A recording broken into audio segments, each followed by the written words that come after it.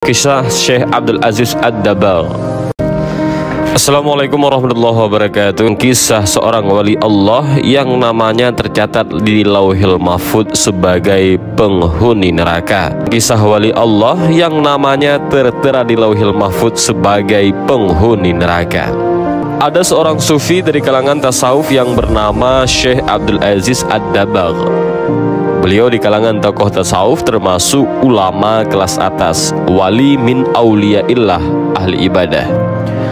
Namun suatu ketika malaikat melihat namanya di lembaran kitab Lauhil Mahfudz ada di dalam deretan penghuni neraka. Melihat hal tersebut, malaikat merasa kasihan dan mendatangi Abdul Aziz Ad-Dabbagh ini. Malaikat berkata kepada beliau, "Wahai Abdul Aziz Ad-Dabbagh, untuk apa engkau ibadah sampai sebegitunya?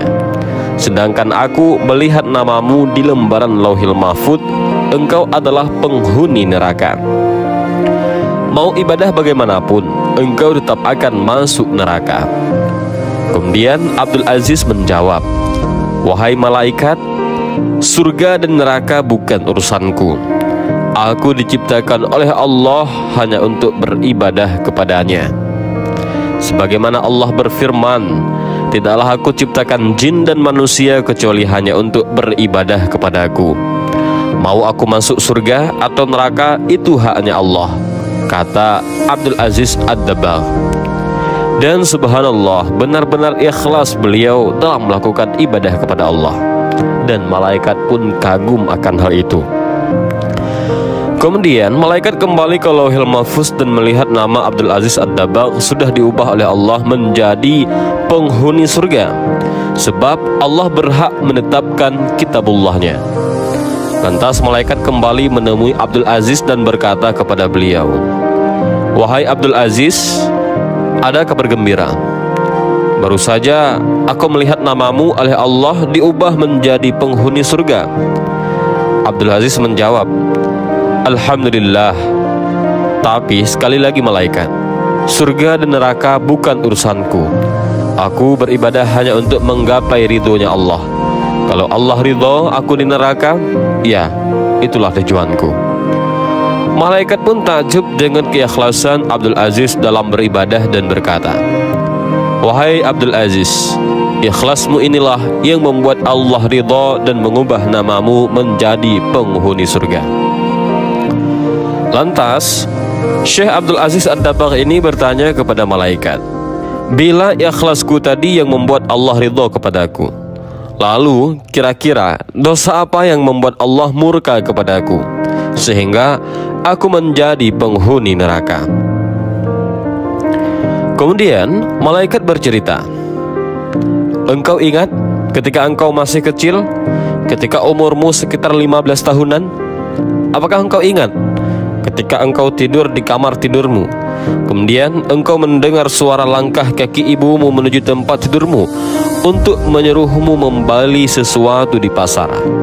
Karena engkau mendengar suara langkah kaki ibumu menuju kamarmu, lalu engkau pura-pura tidur padahal engkau sudah bangun.